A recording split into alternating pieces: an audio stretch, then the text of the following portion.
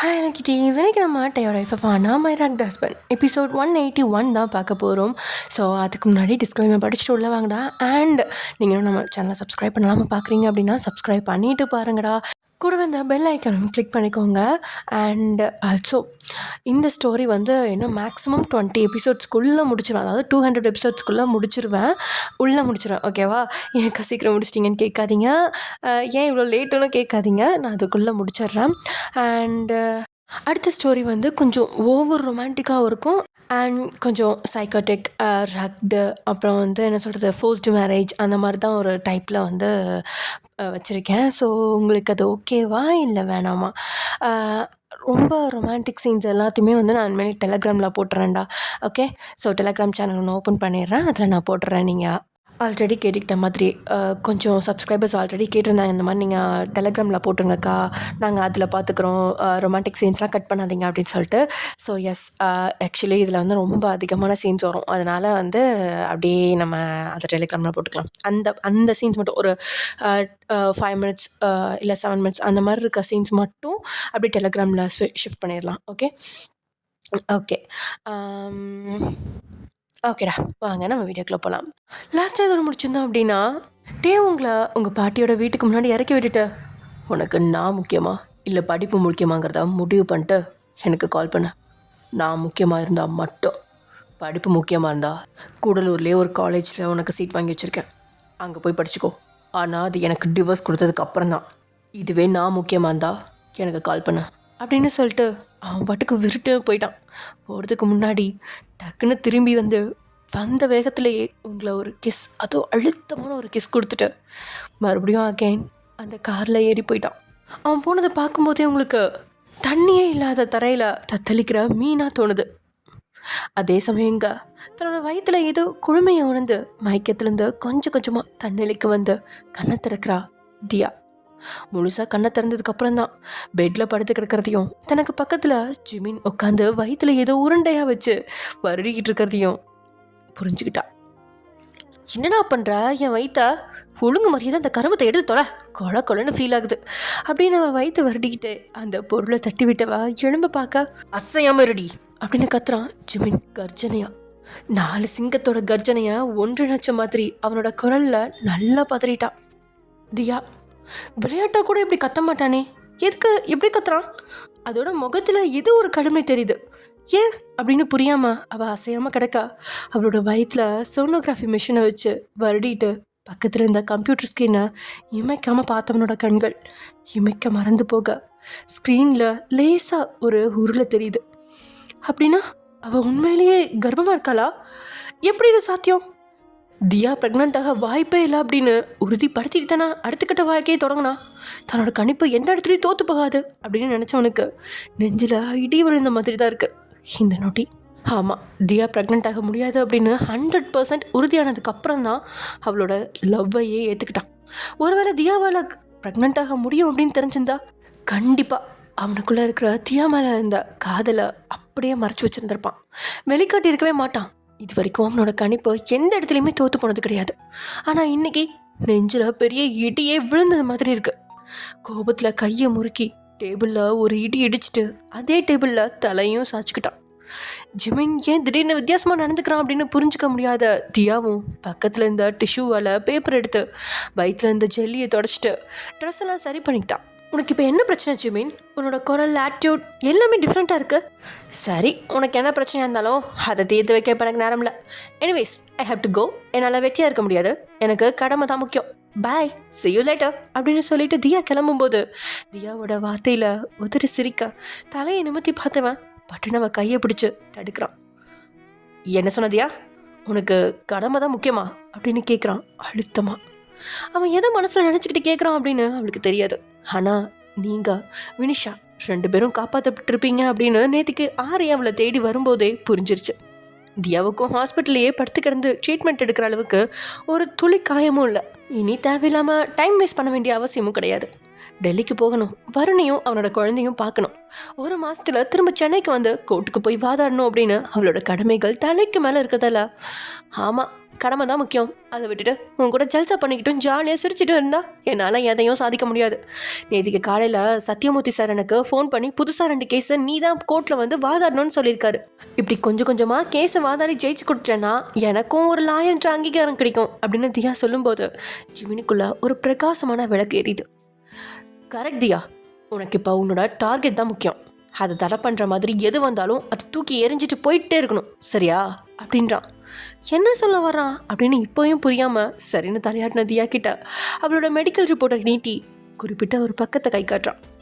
திறந்து வாசிச்சு பார்த்தா ப்ரெக்னென்சி பாசிட்டிவ்னு போட்டிருக்கு.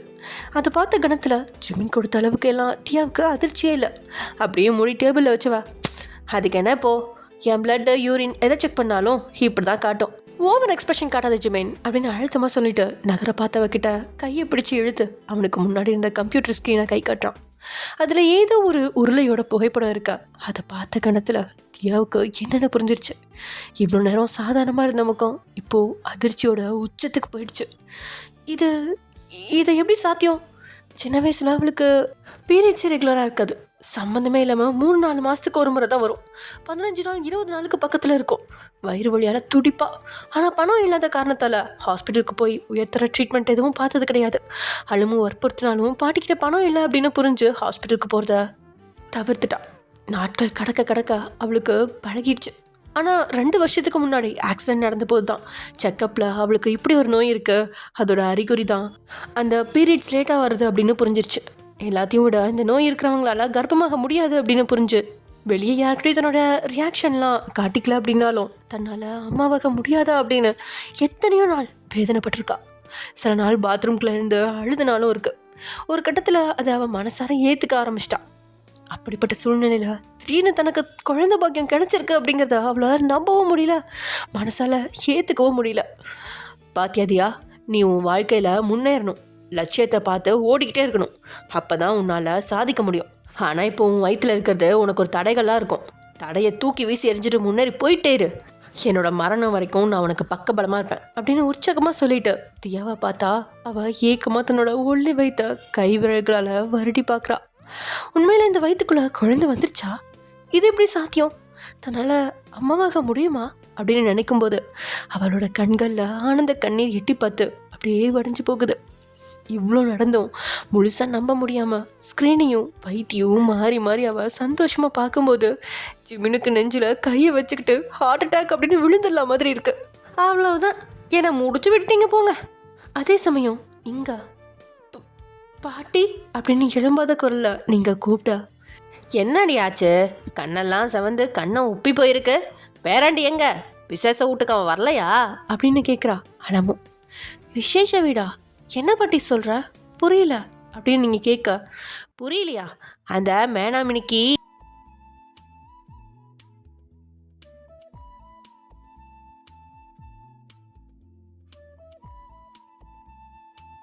பையனுக்கு கூட பிறந்தவங்க நிறைய பேர் இருக்காங்கன்னு முருகேசன் வேண்டான்னு சொன்னாலும் அந்த சிரிக்குமாவ இந்திரா இருக்காளே, பயலுக்கு ஏகப்பட்ட சொத்து கிடக்குதுன்னு கண்ணாலத்துக்கு சரின்னு சொல்லிட்டா. இன்னைக்கு தான் நிச்சயதார்த்தம். முருகேசன் உன்னையும் தியாவையும் கூப்பிட சென்னைக்கு வந்தான். எதுவும் தெரியாத மாதிரி கேட்குற? அது சரி, நீ மட்டும் வந்திருக்க, அந்த வாயாடி ரங்கம்மா தியா எங்க அப்படின்னு கேட்குறா ஹலமு. உங்களுக்கு ஒன்றுமே புரியல. தன்னோட சித்தப்பா சென்னைக்கு வந்தாரா? அதுவும் கிம் வீட்டுக்கு வந்தாரா? முருகேசன் சித்தப்பா என்னை வந்து பார்க்கவும் இல்லை, ஆனால் சின்னதாக நடக்குது அப்படின்னு புரியாமல் நின்றுட்டு இருக்கும்போது தான் புன்னகை முகமாக வீட்டிலேருந்து வேகமாக வெளியே வரான் முருகேசன். வயன்மா எப்படி இருக்க? நீ வருவேன்னு நான் நினச்சி கூட பார்க்கல.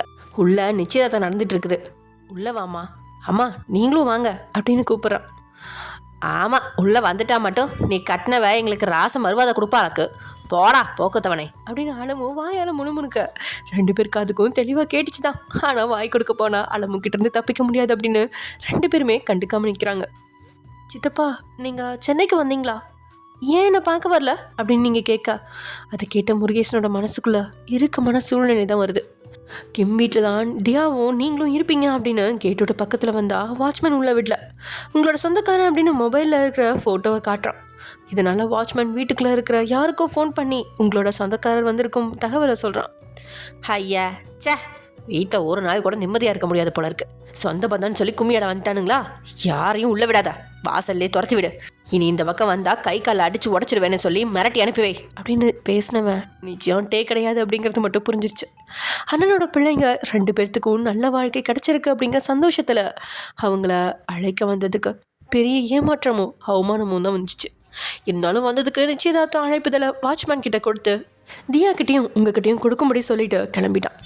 இப்போது அதை நினச்சி பார்க்கும்போதும் முகத்தில் லேசான சோகம் இருந்துச்சு. ஆமாம் வயன், நான் உன் வீட்டுக்கு வந்தேன். அப்போது நீங்கள் வீட்டில் இல்லை போல், அதான் வாட்ச்மேன் கிட்ட பத்திரிக்கையை கொடுத்துட்டு வந்தேன். அப்புறம் நீ மட்டுமா வந்த, அவங்க வரலையா அப்படின்னு கேட்கா. கணவன் விட்டுட்டு போயிட்டான் அப்படின்னு சொல்ல முடியாது அப்படிங்கிறதால வேறு வழி இல்லாமல் அவங்க எல்லாத்துக்கும் வேலை இருக்குது, அதான் என்ன அனுப்பி வச்சுருக்காங்க அப்படின்னு சமாளிக்க முடியும் சொல்லிட்டீங்க நீங்கள். வண்டியில் வந்ததில் உன் முகம் ஒரு மாதிரியாக இருக்குமா, முகத்தை கழுவிட்டு உள்ளவா அப்படின்னு சொன்ன முருகேசன் வேற சில சொந்த பந்தங்கள் அந்த நேரத்தில் வர அவங்கள உபசரித்து வீட்டுக்குள்ள அழைச்சிட்டு போயிட்டான். முகத்தை கழுவிட்டு உள்ளே போக பார்த்து அவங்கள தடுத்து பின்னாடி இருக்கிற தன்னோட வீட்டுக்கு அழைச்சிட்டு போய் பேத்திக்கு விலை உயர்வான அந்த பட்டு சேலையும் கஷ்டப்பட்டு கொஞ்சம் கொஞ்சமாக சிறுக சம்பாதிச்சு வச்சுருந்த அந்த 10 பொண்ணு நகையும் எடுத்து கொடுத்து பேத்தியை பயங்கரமாக ரிச்சாக தயார் பண்ணி முருகேசனோட வீட்டுக்குள்ளே அழைச்சிட்டு வரா ஹலமோ. அங்கே பாருங்க, ஒயன் வந்திருக்கா, பெரிய பணக்காரியாக இருந்தாலும் சொந்த பந்தங்களை மறக்கல, நல்ல பொண்ணு தான் அப்படின்னு பேச்சுக்களும், ஜாதக பொருத்தம் எதுவும் பார்க்காம கட்டி வச்சதுனால தான் விசேஷம் இல்லை போல அப்படின்னு பேச்சுக்களும் அரசல் புரசலாக ஓடுது. உள்ளூர் ரணமாக வலிக்குது, ஆனால் காட்டிக்காம புன்னகை முகமாகவே நீங்கள் நிற்கா. விசேஷ வீட்டில் பேத்தியை பற்றி பேசுகிறவங்களோட நாக்கு அறுக்கிற அளவுக்கு கோபம் வந்தாலும் திட்ட முடியாமல் அமைதியாக நிற்கிறா ஹலமோ. அந்த கேப்பில் 6 மாதமாக லவ் பண்ணி தன்னோட காதலனோட கையில் மோதிரத்தை போட்டு கொடுக்குறா அழகான பதுமையாக தயாராகியிருந்தா நளினி. அவளோட கைக்கு வளையல போட்டு கொடுக்குறான் அவளோட லவர் ஆதிரன் அப்படின்னு விசேஷம் சிறப்பாக நடக்குது. அதுக்கடுத்து வீட்டுக்கு வெளியே இருந்த பந்தலில் அறுசுவை உணர்வு பரிமாறப்பட்டு மாப்பிள்ளை வீட்டுக்காரங்க கிட்ட இருந்து சொந்த பந்தங்கள் எல்லாமே சாப்பாடை சாப்பிட்டுட்டு கிளம்பி போக நீங்களும் விருப்பமே இல்லாமல் பாட்டியோட பக்கத்தில் உட்காந்து சாப்பிட்டுட்டு வீட்டுக்கு நடைய கட்டுறீங்க. எல்லார் முன்னாடியும் சகஜமாக இருக்க முடியுதோ இல்லையோ ஓரளவுக்கு நடிக்க முடியுது, ஆனால் வீட்டுக்கு போனதுக்கப்புறம் அப்படி இருக்க முடியாது. உங்களுக்கு டேயை பார்க்கணும், அவன்கிட்ட பேசணும் அப்படிங்கிற ஏக்கம் இருக்கா. வீட்டுக்கு போனதும் அவனுக்கு ஃபோன் பண்ணணும், அவன் இல்லாமல் இருக்க முடியாது அப்படிங்கிற நினைப்பிலேயே நடந்து வந்த நீங்கள் கீழே கிடந்த பாத்திரத்தில் மிதித்து போத்துடின்னு கீழே விழுந்துட்டீங்க. அடியே, கண்ணை எங்கடி வச்சிருக்க, எந்திரி அப்படின்னு பாட்டி எழுப்பி விட பெரிய காயெல்லாம் ஒன்றும் இல்லை அப்படிங்கிறதால கவனிக்கல பாட்டி அப்படின்னு சொல்லிட்டு கையில் இருந்த மண்ணை தட்டி விட்டுட்டு அந்த பக்கம் பார்த்தா ஏகப்பட்ட பாத்திரம் குவிஞ்சு கிடக்கு. அதை பார்க்கும்போது சரியா 8 மாதத்துக்கு முன்னாடி வரைக்கும் இதே இடத்துல உட்காந்து அந்த பாத்திரங்களெல்லாம் கழுவிக்கிட்டு அந்த பக்கம் ஸ்கூலுக்கு நடந்து போகிற மாணவ மாணவிகளை ஏக்கமாக பார்த்த நிமிடங்கள் கண்ணு முன்னாடி வந்து போகுது உங்களுக்கு. அதில் உங்களோட முகம் மாடி போய் நிற்கும் போதே அக்கா மன்னிச்சு போடுங்க, ரொம்ப அடிபட்டுருச்சா அப்படின்னு கேட்டபடியே அங்கே ஓடி வரா 19 வயசான இந்திராவோட சொந்தக்கார பெண் ரமணி.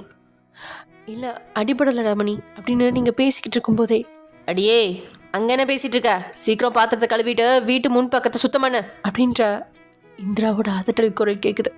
பேச்சு நிறுத்திட்டு நீங்கள் உட்காந்துருக்கிற அதே இடத்துல உட்காந்து பாத்திரத்தை கழுவ ஆரம்பிச்சிட்டா ரமணி. அதை பார்த்ததும் அதிர்ச்சி தாங்கல உங்களுக்கு. என்ன பண்ணுற ரமணி, நீ ஸ்கூலுக்கு போகாமல் இங்கே எதுக்கு உட்காந்து பாத்திரம் கழுவுற அப்படின்னு அவ கேட்கா. அக்கா படிப்பு முடிஞ்சு போச்சு, காலேஜுக்கு அனுப்பி வைக்க அம்மா கிட்ட பணம் இல்லை, அதான் வீட்டில் சும்மா இருந்தேன். இந்திரா அத்தை தான் எங்கள் ஊருக்கு வந்தப்போ 3 வேளை சாப்பாடும் தங்க ரூமும் தரேன், எங்கள் வீட்டில் வந்து வீட்டு வேலை செய்யணும்னு சொல்லி கூப்பிட்டு வந்தாங்க. நானும் வீட்டில் வெட்டியாக இருக்கிறதால அம்மாவுக்கு பாரமாக இருக்க வேணாமேன்னு கிளம்பி வந்துட்டேன். இப்போதைக்கு படிக்க போக மாட்டேன், இனி கண்ணாலத்துக்கு பிறகு என் புருஷன் படிக்க வச்சாதான் உண்டு அப்படின்ற ரமணியோட வார்த்தையை கேட்கும்போது உங்களை நீங்களே கண்ணாடியில் திருப்பி பார்க்குற மாதிரி இருக்குது. அதுக்கு மேலே நீங்கள் எதுவுமே பேசலை. நேராக பாட்டியோட வீட்டுக்கு வந்த நீங்கள் உள்ளே கூட போகாமல் 2 மரங்களுக்கு இடையில பழைய சீலையை பேத்திக்காக பாட்டி பல வருஷத்துக்கு முன்னாடியே கட்டின அந்த ஊஞ்சலில் அப்படியே படுத்துட்டீங்க. டேக்கு ஃபோன் பண்ணி உடனே அவனோட கிளம்பிடணும் அப்படிங்கிற உங்களோட மனநிலை இப்போது வேறு விதமாக மாறிடுச்சு. ஆமாம், 10th படித்து முடிச்சு 2 வருஷம் இதே வீட்டில் இப்படி தான் வேலை பண்ணீங்க. 12th படித்து முடிச்சுட்டு 5 வருஷம் இதே வீட்டில் இப்படி தான் வேலை பண்ணீங்க. கல்யாணமாகி கணவரோட வீட்டுக்கு போய் 8 மாதமும் இப்படியே தான் வேலை செய்கிறீங்க. இப்போ மட்டும் டேக்கு ஃபோன் பண்ணி அவனோட கிளம்புனா வாழ்நாள் முழுக்கவும் இப்படி தான் வேலை செஞ்சு தன்னோட முதுகு பாட்டியோட முதுகு மாதிரி கூன் விழுந்துரும் போல இருக்கே. கடைசி வரைக்கும் புக்கையும் பேனாவையும் பிடிக்காம பாத்திரங்களையும் தொடப்பத்தையும் தான் பிடிக்க வேண்டிய நிலைமை வருமோ அப்படிங்கிற பயத்தில் டேக்கு ஃபோன் பண்ண மனசு வரல உங்களுக்கு. அதே நேரத்தில் உங்களால் டே இல்லாமல் நாளை கடத்தவே முடியாது. காலையில் வேலை செய்ய ஆரம்பித்த உங்களோட கண்கள் அடிக்கடி கடிகாரத்தை பார்க்கும். ஆமாம், அடித்தாலும் பிடிச்சாலும் தான் பக்கத்தில் இருக்க கணவன் 7 மணிக்கெலாம் வந்துடுவான் அப்படின்ற ஆர்வம் உங்களுக்குள்ளே எப்பயுமே இருக்கும். அவன் வந்ததுக்கப்புறம் அழுகிறது எல்லாமே இன்னொரு பக்கம் அப்படின்னாலும் அவன் வரணும் அப்படின்னு ஏங்கி போவீங்க. 2 வாரம் அவன் வெளிநாட்டில் இருக்கும்போது வீடியோ கால் பண்ணி பேசுவான். மணிக்கணக்காக அவன்கிட்ட பேசினா கூட அவன் தான் பக்கத்தில் இல்லை அப்படின்னு ஏங்கி தூக்குனாங்கருவி ஊஞ்சலுக்குள்ளே உட்காந்து அழுத நாளும் இருக்குது. ஆனால் இப்போ அவன் முகத்தையும் பார்க்க முடியாது, அவன் குரலையும் கேட்க முடியாது. அவன் இல்லாத நிமிடம் மரணத்தை விட கொடூரமாக இருக்கும். ஏன் தனக்கு இப்படி ஒரு சோதனை கடவுள் தராரு அப்படின்னு புரியாமலே கண்கள் நிறையா கண்ணீரை நிரப்பி வச்சுருந்த நீங்கள் கடலூரோட இயற்கை காற்றோட தன்னை மறந்து தூங்கி போனது கொஞ்சம் அதிசயமாக தான் இருக்குது. ஃபங்க்ஷன் வீட்டில் பேத்தி ஒழுங்காக சாப்பிடல அப்படிங்கிறதால ட்ரெஸ்ஸை மாற்றிட்டு பேத்திக்காக முட்டை பொரித்து சாப்பாட்டில் போட்டு பிசைஞ்சு சாப்பிட கொடுக்கலாம் அப்படின்னு சாப்பாடு பாத்திரத்தோட வீட்டுக்கு வெளியே வந்து பார்த்தா முகத்தில் வெயில் அடிக்கிறது கூட தெரியாமல் நிம்மதியாக தூங்கிட்டு இருக்கீங்க. நீங்கள் எதையோ பறி கொடுத்த மாதிரி நீங்கள் இருந்ததால கணவர்கிட்ட சண்டை போட்டு வந்திருப்பாளோ அப்படின்னு அழமும் நினச்சிட்ருக்கா. நீங்கள் தூங்கிட்டு இருக்கிறத பார்க்கும்போது அப்படிலாம் இருக்காது அப்படின்னு மனசு தேத்திக்கிட்டு எடுத்து சாப்பாடை சாப்பிட்டுட்டு பேத்தியோட முகத்தில் வெயில் படாதபடி துணியை கொடியில் விரித்து போடுறா. வீட்டுக்கு பின்னாடி அடுக்கி வச்சுருந்த தென்னை ஓலையை இழுத்து போட்டு அதில் உட்காந்து ஓலை முடைய ஆரம்பிச்சிட்டா அழமும். ஆமாங்க, கொஞ்ச நாளைக்கு முன்னாடி வரைக்கும் செங்கல் சூளையில் சமையல் வேலை தான் பார்த்துட்டு இருந்தா. முன்னாடி மாதிரி அந்த புகையில் நின்று வேலை செய்ய முடியல. மறதி காரணமாக அளவுக்கு அதிகமாக உப்பு காரத்தை போட்டுருவா. சுகர் நோய் இருக்கிறதுனால தன்னை மறந்து சேலையில் சிச்சு போயிடும். அதுக்கப்புறம் அங்கே இருக்கிறவங்க எல்லாருமே சேர்ந்து திட்டுவாங்க. இன்னொரு பக்கம் தியாவும் அங்கே வேலைக்கு போகக்கூடாது அப்படின்னு சொல்லி பாட்டியோட செலவுக்கு மாதம் 3000 ரூபா கொடுக்குறான். மாதம் 1,00,000 ரூபாய் அக்கௌண்ட்டில் அனுப்பி வைக்கிறான். ஜிமின் வாரத்தில் ஒரு நாளாவது பாட்டியை வந்து பார்த்துட்டு போகிறான். அப்படின்னா கூட ஆடிய கால்களும் பாடிய வாயும் நிற்காது அப்படின்னு சொல்லுவாங்களே, அந்த மாதிரி கணவன் இறந்ததுக்கப்புறம் சொந்தமாக சம்பாதிச்சு வாழ கற்றுக்கிட்ட அழமுவால பேர பிள்ளைங்களோட பணத்தில் வாழ மனசு வரல. மரணிக்கும் காலம் வரைக்கும் உழைச்சி சாப்பிடணும் அப்படின்னு 86 வயசுலையும் இடைவிட தான் வேலையை தொடங்குறான். அதே சமயம் இங்கே பாஸ் சீக்கிரம் வாங்க பாஸ், இது ரொம்ப இம்பார்ட்டண்டான மீட்டிங். நீங்கள் 5 நிமிஷத்தில் வருவீங்க 10 நிமிஷத்தில் வருவீங்கன்னு சொல்லி கிட்டத்தட்ட 4 மணி நேரமாக எல்லாரையும் ஏமாற்றிக்கிட்டு இருக்கேன். நீங்கள் இல்லைனா வேறு யாராவது வச்சு நடத்தலான்னு பார்த்தா ஆரி சார் நேற்று வரமாட்டேன்னு தெளிவாக சொல்லிட்டாரு. ஜிமின் சார் ஃபோன் எடுக்கல.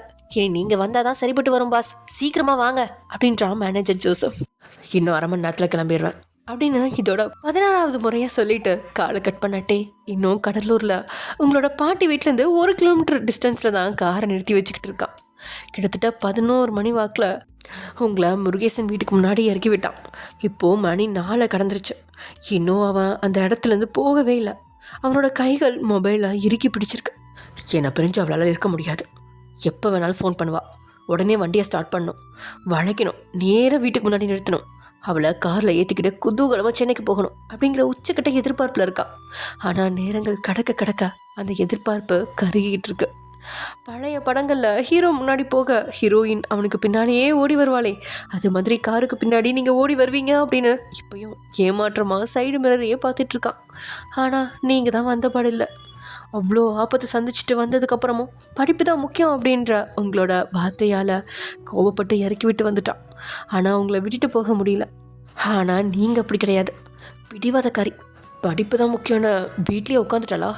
ஏன் இந்த பாழா போன கல்யாணத்தை செஞ்சுக்கிட்டேன், ஏன் அவளை காதலிச்சேன் அப்படின்னு புரியாமல் ரணமாக துடிச்சிக்கிட்டு இருந்த டேயோட மொபைல் சினுங்குது. நீங்களா இருக்குமோ அப்படிங்கிற எதிர்பார்ப்பில் பார்த்தா வேறு யாரோ ஃபோன் பண்ண அட்டன் பண்ணி காதில் வைக்கிறான்.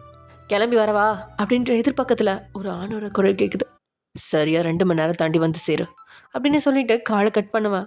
கண்களை இறுக்கமாக மூடி வந்துடுடி, நான் இல்லாமல் ஒன்றெல்லாம் இருக்க முடியாது தானே, வந்துடுவயன் அப்படின்னு மனசுக்குள்ளே 4-5 முறை நினச்சிக்கிட்டு கண்ணை திறந்து பார்க்குறான். வழக்கம் போல் ஏமாற்றம் மட்டும்தான் அவனுக்கு மிஞ்ச காரை ஸ்டார்ட் பண்ணி அப்போ தான் கடலூர்லேருந்து கிளம்பியே போகிறான் அவன். அதே சமயம் இங்கே இப்போ எந்த மூஞ்சியை வச்சுட்டு இங்கே வந்தீங்க? என்ன பணம் ஏதாவது வேணுமோ கேட்டு வாங்க வந்தீங்களா, இல்லைனா சீன் போட வந்தீங்களா? வீட்டில் டே இல்லை, ஒழுங்காக கிளம்பி போங்க அப்படின்னு வீட்டு வாசலில் நிற்கிற கோவலன், சரசம், மயூரி 3 பேர்த்தையும் உள்ளே கூட கூப்பிடாம சோஃபாவில் கால் மேலே கால் போட்டு உட்கார்ந்த ரகுநாதன் சொல்கிறான். அதை பார்த்தபடியே கண்ணீரில் நின்றுட்டுருக்கா லட்சுமி. அவங்க 3 பேரும் எதுவும் பேசாமல் கிளம்ப பார்க்கா.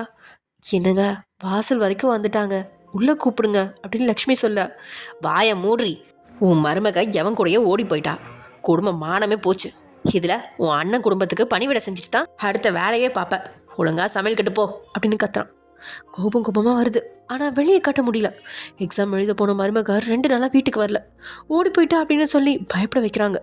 இன்னொரு பக்கம் அண்ணன் குடும்பத்தினர் அவமானத்தோட கிளம்பி போகிறத பார்த்து வேதனையில் நின்றுட்டு இருக்கும் போதே, எங்கே போகிறீங்க, உள்ளே வாங்க அப்படின்னு சொன்னபடி அவங்கள கடந்து வீட்டுக்குள்ளே வரான் டே. டேயை பார்த்ததும் கால் மேலே கால் போட்டிருந்த கால்கள் கீழே இறங்க பவ்யமாக உட்காந்த ரகுநாதன், இல்லை டே நீ தானா இவங்கள அப்படிங்கும்போதே கைவிரல நீட்டி பேசக்கூடாது அப்படின்னு எச்சரிக்கிறான். டேக்கு பயந்து வாய் கொடுக்காம அமைதியாக ரகுநாதன் இருக்கா. 3 பேரும் வீட்டுக்குள்ளே வராங்க. கோவலன் சரசம் சாதாரணமாக நின்னாலும் மயூரி 2.5 வாரத்துக்கு நல்லாவே மெலிஞ்சு போயிருக்கா. கையை கிழிச்சு தற்கொலைக்கு முயற்சிச்சு கை மணிக்கட்டில் கட்டு போட்டிருக்கிறவளை பார்க்கும்போது அவள் கன்னத்துலேயே 2 கொடுக்கணும் அப்படின்னு டேக்கு தோணினாலும் அவன் மேலே உரிமை கேட்காம அமைதியாகவே இருக்கான். மயூரியோட பார்வை டேயை ஏக்கமாக பார்க்குது.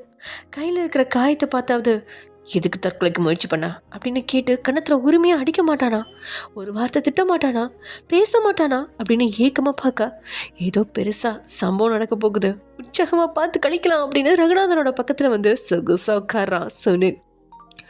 எங்களை எதுக்கு டே வர சொன்ன அப்படின்னு கோவலன் கேட்க, முதல்ல உட்காருங்க பேசலாம் அப்படின்றான் டே. அவமானப்படுத்திட்டு உட்கார சொல்கிறாங்களே அப்படின்னு தயங்கினாலும் பணம் இருக்கிற இடத்துல இறங்கி போகணும் அப்படிங்கிறதால 3 பேரும் சோஃபாவில் உட்காந்துரா. லக்ஷ்மியா டே பார்க்க வேகமாக 3 பேர்த்துக்கும் காஃபி போட்டு அவள் கொடுக்குறா. விருப்பம் இல்லை அப்படின்னாலும் அதை குடிச்சிட்டு, என்ன விஷயமா எங்களை வர சொன்ன, ட்ரெயினுக்கு லேட்டாச்சு அப்படின்றா கோவலன். சொல்கிறதுக்கு எதுவும் இல்லை, உங்கள் பொண்ணுக்கு மாப்பிள்ளை பார்த்துட்டேன், இன்னும் கொஞ்சம் நல்ல கல்யாணம், மாப்பிள்ளை அதோ அவர் தான் அப்படின்னு டே சொன்ன வார்த்தையால் அது யாருன்னு திரும்பி பார்த்த 3 பேர்த்துக்கு மட்டும் இல்லை, அங்கே இருக்கிறவங்க எல்லாத்துக்குமே அதிர்ச்சியை கொடுக்குற மாதிரி வாசல் நின்றுட்டுருக்கான் ராகவ். என்னது, ராகவ் மயூரிக்கு மாப்பிள்ளையா? இதை டே சொன்னானா? ஏதாவது உண்மையா இல்லை பொய்யா?